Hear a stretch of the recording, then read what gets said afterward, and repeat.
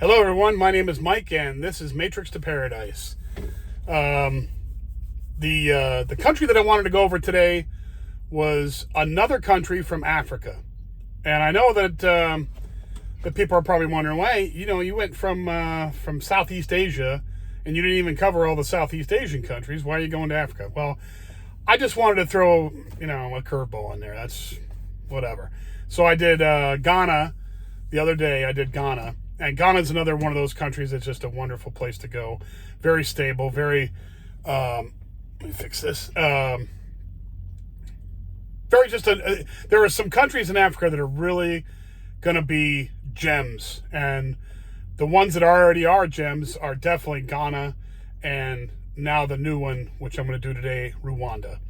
Now, a lot of people know Rwanda from a tragic thing that happened about 30 years ago.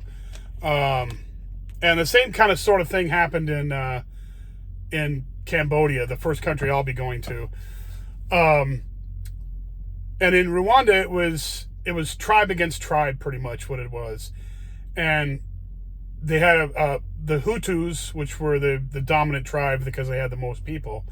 In fact, they make up 85% of the population there. Were trying to exterminate the Tutsis. And the Tutsis only make up about 14 or 15%. But, the Hutus didn't succeed. And it wasn't all the Hutus. Let me make that clear. Because I kept track of this. It wasn't all the Hutus by any means. It was just a group. They wanted to keep control. They didn't like that the Tutsis had any kind of power in the government at all at the time, and there was just a lot of inner fighting between the two of them, and had been boiling up for years and years, and they finally just went on a tear. A bunch of them went on a tear and started killing a bunch of Tutsis, and it became this drive to kill them all type thing, and it didn't end up happening. They killed a lot of people, but thankfully the Tutsis were able to fight it back and defeat these guys.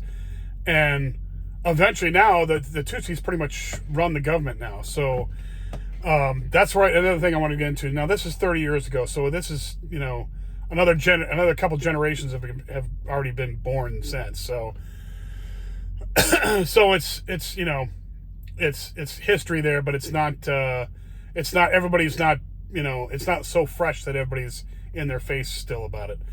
Anyway, so Rwanda has made a total turnaround since then. An incredible turnaround since then. It's one of those success stories that you would never even dream of, where they were in total shambles, and after that all blew over and the Tutsis took control of the government, it's been an upward ride for them. I mean, incredibly great country to go to now. Rwanda is about the size of Maryland, and they have about 13 million people there. So it's, the size of Maryland, but not quite as populated as Maryland, I think. And, or maybe it's close, but 13 million people is not too many. It's, for that size, it's a good mix. It's not like overcrowded there. That's what I mean. Kind of like say it's not so populated that you're going to, it's going to be a big, not like Nairobi or Johannesburg, where there's millions and millions packed all in one spot all the time. It's a lot better. I think it's a lot more spread out. It's a lot easier for them to manage it anyway. Since this all happened with the genocide thing, the crime rate there is almost nil. And it's just incredible how the crime rate is down to nothing. They say that the police there are just excellent, and they don't let anything get by. The murder rate there is like 3.5 to everyone, 3.5 to 100,000 people. So that is like that's one of the lowest in the world, really it is. And it's lower than the United States, lower than a lot of places. Maybe Canada and El Salvador, by the way, might be lower than that, but it's darn low. It's lower than the United States. So, if you feel safe in the United States, you're definitely going to feel safe in Rwanda. The capital city there is Kigali. And So that's the city basically you'd be flying into. Anyway, so the the demographics pretty much are the Hutus, which, like I said, are 85%, the Tutsis, which are 14%, and then the Twa. The Twa are pygmies. That's what we call pygmies. They're just shorter jungle people, and there's 1% of them living in Rwanda. Most of the Twa, the pygmy people, live across the border over into Congo, and most of them live out there in the jungle. So some of them live on the Rwandan side. So they have about 1% of the population is them. Do they like foreigners? They absolutely love foreigners, from what I've heard. I've read a bunch of stories online about Rwanda, and I've talked to other Rwandans here in the United States, and they told me that they love it when foreigners go there. And English is one of their official languages, along with French, and I think, the indigenous language there, of course. So English is widely spoken there, so you should be able to find people that speak English, and it won't be like you're in a total foreign place. You'll find people that speak English. But anyway, they are totally friendly to foreigners, from what I've heard. Totally friendly from foreigners. The prices there are also very low, very nice, very accommodating if you wanted to be an expat there, or if you just wanted to go visit and explore there.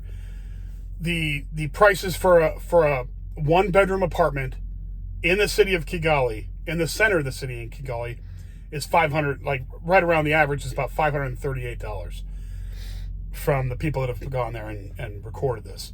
For a 1-bedroom outside of the city center in Kigali, you're looking at $291, which you can't beat that. I mean, you couldn't find a room in the United States in a big city here like Kigali. You couldn't find a room in the United States for $500. I mean, just to rent a room. Most of the rooms you can rent are like $800.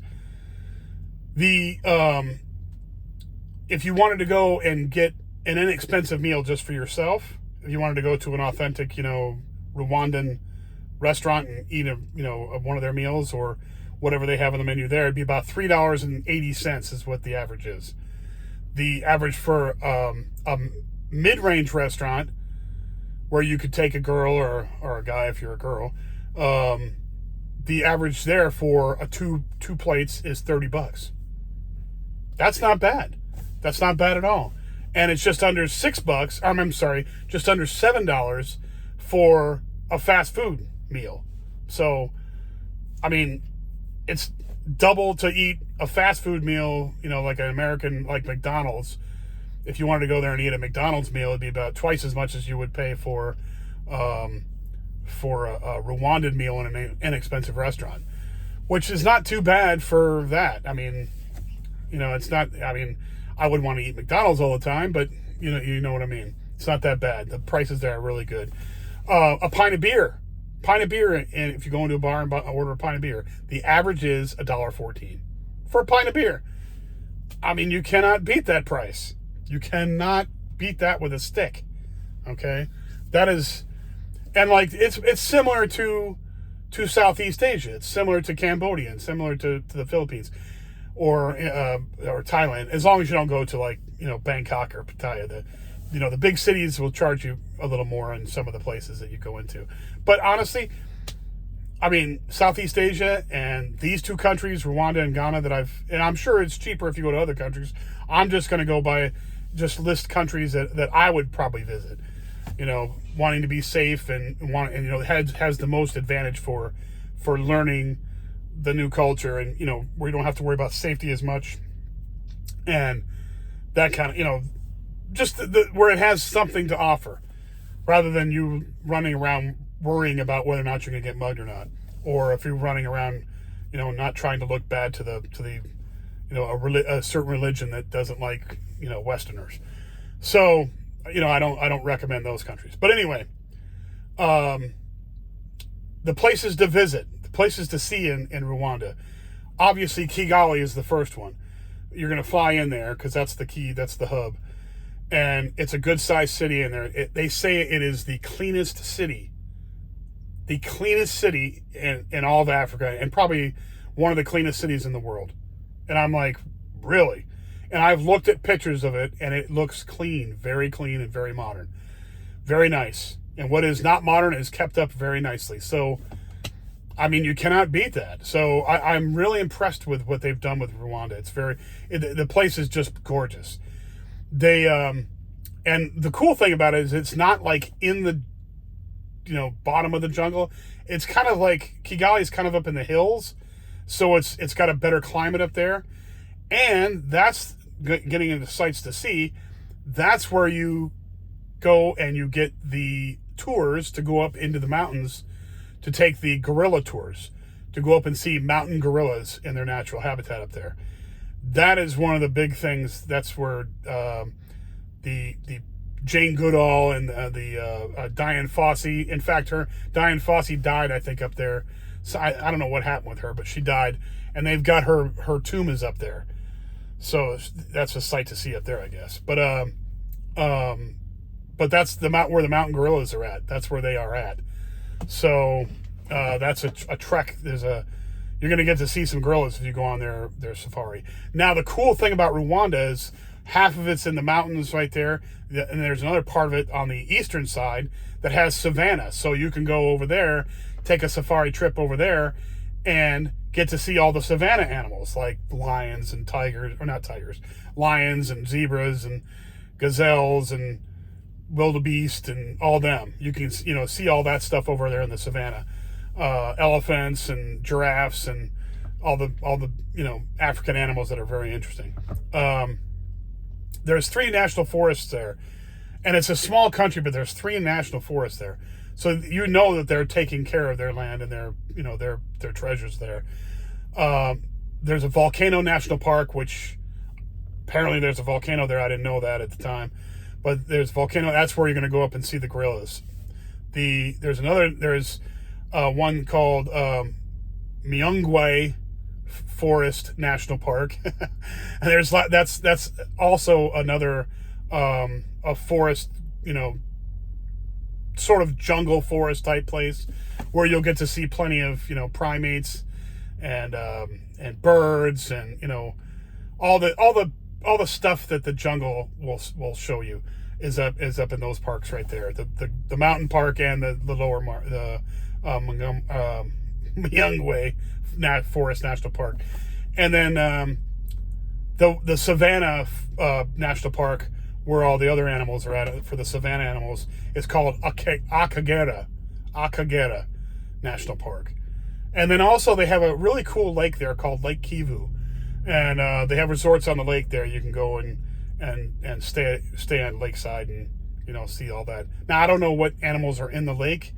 I don't know if you can go swimming in the lake. I know you can go boating in the lake, but I don't know if you can swim in that lake. African lake, unless they can assure me that there's nothing in there that's going to eat me like a crocodile, I don't think I'd go swimming in a lake. I think I'd stay in the pool at the resort, and even then I would check the pool, make sure there's no animals in the pool. Who knows if a snake can get in there, or alligator, or a crocodile. So, you just want to stay away from that. But anyway, I don't think I'd be going. I don't even like swimming in the ocean in the United States, let alone.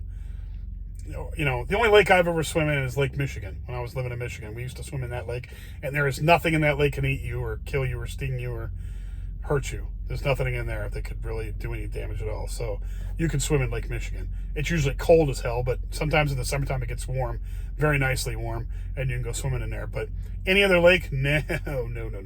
I'll stay in the pool. Anyhow, Rwanda is a wonderful place to go visit. I am going to go there and visit it, and you'll all see it if you keep watching my channel.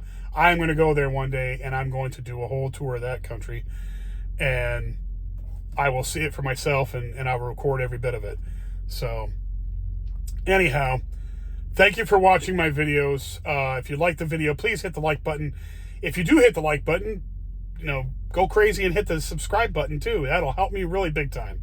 If you think anybody would like to watch this content, or if they know people that would like to watch this content, please pass it on to them, share it with them, and hopefully I can expand the channel. It'd be really cool.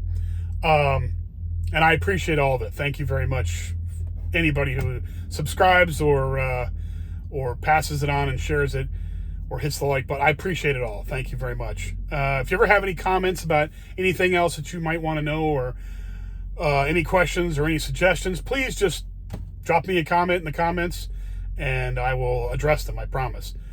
Anyway, thank you very much for watching again, and I will talk to you soon. I will come back with another video. Thank you very much, and see you soon. Bye-bye.